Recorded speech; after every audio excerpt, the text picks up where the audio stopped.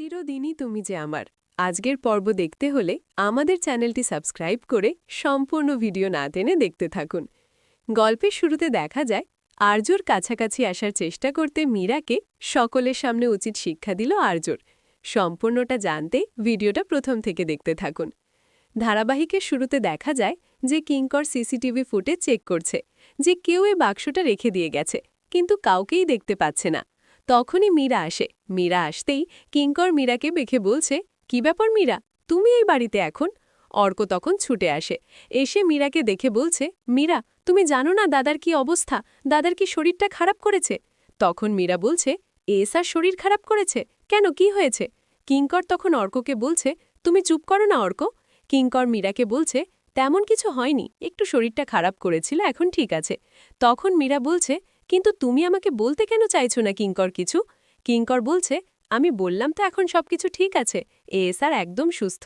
তুমি বলো তুমি কিসের জন্য এসেছো, সবকিছু ঠিক আছে তো? মীরা তখন বলছে, আর্য কোথায়? আর ঠিক আছে, আমি এক্ষুনি দেখে আসছি। কিঙ্কর গিয়ে মীরাকে আটকায় আর বলছে, এখন উপরে যাওয়া যাবে না। মীরা বলছে, কেন? কিঙ্কর বলছে, এখন আর্য রেস্ট নিচ্ছে তাই। মীরা বলছে, আমি গেলে কি হবে কিঙ্কর? কিঙ্কর বলছে, তুমি গেলে আর্যর ঘুম ভেঙে যাবে, ওখানে অপর্ণা আছে ও টেক কেয়ার করার জন্য। মীরা বলছে, কিঙ্কর তুমি কিন্তু অফিসেও আর্যর ধারে কাছে কাউকে ঘেঁষতে দাও না। আচ্ছা তুমি কি এখানেও সেটা করবে? এটা তো বাড়ি কিঙ্কর, আমার বাড়িতে না যথেষ্ট যাতায়াত আছে। আর কিঙ্কর আমাকে না আর্য যথেষ্ট দায়িত্ব দেয়, কেন বলো তো? কারণ ও আমায় ভরসা করে বলে। তাই আমাকে গিয়ে এক্ষুনি দেখতে দেওয়া যে স্যার ঠিক আছে কিনা, ওর ঠিকমতো কেয়ার নেওয়া হচ্ছে কিনা। কিঙ্কর তখন বলছে, স্যার এখন আর একা নেই, ওর কেয়ার করার লোক আছে। মীরা বলছে, জানি আমি, তাও যেতে চাই, একবার দেখে আসা যায়।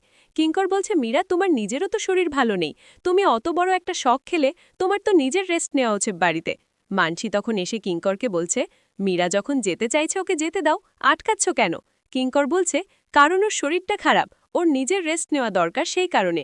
মীরা বলছে, আমার শরীর এখন যথেষ্ট ঠিক আছে, আর আর্যর কিছু হলে আমি চুপ করে বসে থাকব না, তাই আমি দেখে আসতে চাই। বলে মীরা চলে যায়, কিঙ্করের কথা শোনে না।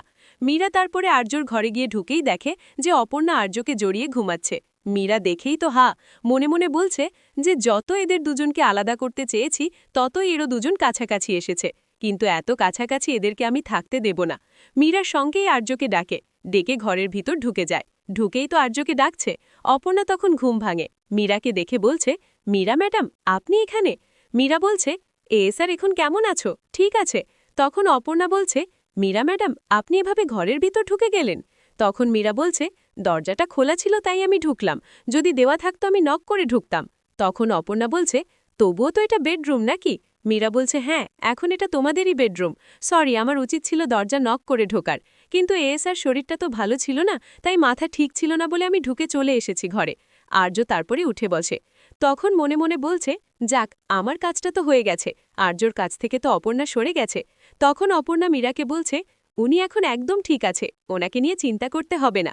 মীরা তারপরে আর্যকে বলছে, স্যার তোমার শরীরটা খারাপ, আমি তো জানতাম না, আমি শুনেই নিচে আর দাঁড়িয়ে থাকতে পারিনি, ছুটে এসেছি। তখন অপর্ণা মীরার দিকে একটু চোখ করে তাকাতেই মীরা তখন কি বলবে ভাই, বলছে, ঠিক আছে স্যার তুমি নিচে আসো, আমি নিচে যাচ্ছি। এই বলেই তো পায়ে পায়ে করে ওখানে দৌড়ায়। আর্য তারপর যখন উঠে নিচে নামবে, অপর্ণা তখন আর্যকে বলছে, আপনি এখানে বসুন, আপনি শুনুন না, রেস্ট করুন, আপনার শরীরটা ভালো নেই, আপনার জ্বর এসেছিল, আমি তো আপনাকে ওষুধও খাওয়াতে পারিনি, আমার ডক্টর ডাকা খুব দরকার ছিল। তখন আর্য অপর্ণার হাতটা নিয়ে নিজের মাথায় ঠেকায় আর বলছে, দেখেছ তো জ্বর আছে, জ্বর এখন আর নেই গো, তখন ছিল এখন আর নেই। অপর্ণা বলছে, কিন্তু আপনার ছিল জ্বর। তখন আর্য বলছে, জ্বর ছিল তেমন আমার ওষুধও আমার কাছেই ছিল, তুমি ছিলে তো। তখন অপর্ণা বলছে, আচ্ছা ঠিক আছে সেসব না শুনলাম, কিন্তু চাপা ফুল দেখে আপনি এরকম কেন করছিলেন? তখন আর্য মনে মনে বলছে, আবার আমি বাড়াবাড়ি করে ফেলেছি, নিজেকে সামলাতে পারিনি, আমার এটা করা একদম উচিত হয়নি।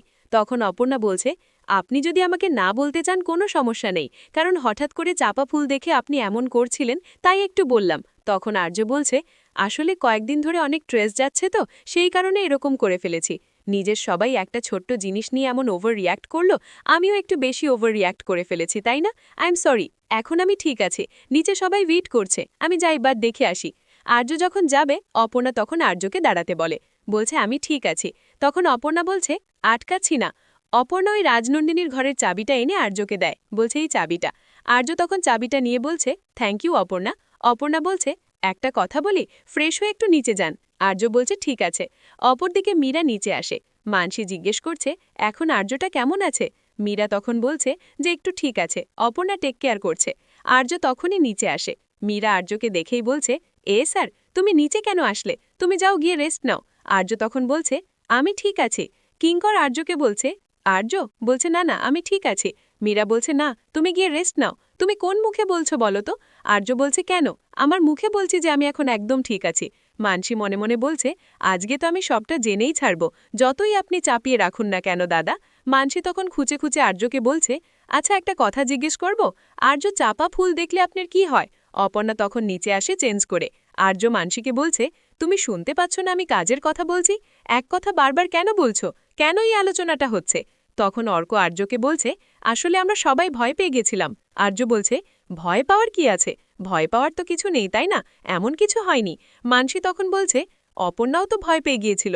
আপনি এমন অদ্ভুত ব্যবহার করছিলেন, আর ও তো বন্ধ দরজাটার সামনেও চাপা ফুল দেখছিল ভয়। অপর্ণা তুমি বলো, তাই না? দেখেছ তো? কিঙ্কর তখন মানসীকে বলছে, বললাম তো ভুল দেখেছে। মানসী বলছে, হ্যাঁ হয়তো ভুল দেখেছে, কিন্তু ওই ঘরটার সামনে তো দেখেছি। কি এমন আছে ওই ঘরটাতে? অপর্ণা জানতে চাইছে যে ওই ঘরে কি আছে। কিঙ্কর তখন মানসীকে বলছে, এই আলোচনাটা এখন থাক প্লিজ মানসী।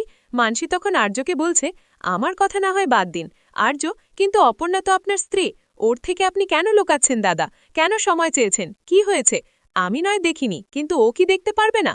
তখন আর্য বলছে, তুমি যখন এতদিন এই বাড়িতে এসে যখন তুমি এতদিন ওয়েট করতে পেরেছ যে ওই ঘরে কি আছে সেটাও তুমি জানোনি, তাহলে অপর্ণা কেন অপেক্ষা করতে পারবে না? ও নিশ্চয়ই অপেক্ষা করতে পারবে তোমার মতো। তখনই তো রাজলক্ষ্মী বাড়ি ফিরে আসে। এসেই মানসীর কথা শুনে বলছে যে আর্য একদম ঠিক কথা বলেছে মানসী। ও সব সময় ঠিক কথাই বলে। তুমি যখন অপেক্ষা করতে পেরেছ, তাহলে অপর্ণা কেন অপেক্ষা করতে পারবে না? অপর্ণা আর আর্য দেখেই তো খুশি হয়েছে। অপর্ণা ছুটে যায় রাজলক্ষ্মীর কাছে, গিয়েই রাজলক্ষ্মীকে জড়িয়ে ধরেছে। রাজলক্ষ্মী বলছে, যত কাজই থাকুক না কেন, বাইরে গিয়ে আমি বুঝলাম যে তোমাকে ছাড়া থাকাটা খুবই কঠিন। মন পড়েছিল আমার এখানে, তাই ফিরে এলাম। আর্য নিচে আসে। রাজলক্ষ্মী আর্যকে বলছে, তোমার সঙ্গে একটু কথা আছে, তুমি চিন্তা করো না, সবকিছু ঠিক হয়ে যাবে। মা চলে এসেছে তো? রাজলক্ষ্মী তারপর মীরাকে বলছে, তুমি এখানে মীরা, তোমার শরীর ঠিক আছে তো? মীরা বলছে, হ্যাঁ ঠিক আছে, আর্যর সঙ্গে একটু কথা আছে তাই এসেছিলাম। তখন রাজলক্ষ্মী বলছে, তোমার সঙ্গে কথা মানে তো কাজের কথা, তুমি নয় পরে আর্যর সঙ্গে কথা বলে নিও। এখন অপর্ণার আর্য নতুন বিয়ে হয়েছে, একসঙ্গে একটু থাক না, একটু সময় কাটাক। আর এখানেই আজকের পর্বের আপডেট শেষ হয়। দেখা হবে আগামী পর্বের আপডেটের সঙ্গে। চিরদিনই তুমি যে আমার আজকের পর্ব দেখতে হলে আমাদের চ্যানেলটি সাবস্ক্রাইব করে সম্পূর্ণ ভিডিও না টেনে দেখতে থাকুন। গল্পের শুরুতে দেখা যায় আর্যর কাছাকাছি আসার চেষ্টা করতে মীরাকে সকলের সামনে উচিত শিক্ষা দিল আর্যর। সম্পূর্ণটা জানতে ভিডিওটা প্রথম থেকে দেখতে থাকুন। ধারাবাহিকের শুরুতে দেখা যায় যে কিঙ্কর সিসিটিভি ফুটেজ চেক করছে যে কেউ এই বাক্সটা রেখে দিয়ে গেছে, কিন্তু কাউকেই দেখতে পাচ্ছে না। তখনই মীরা আসে। মীরা আসতেই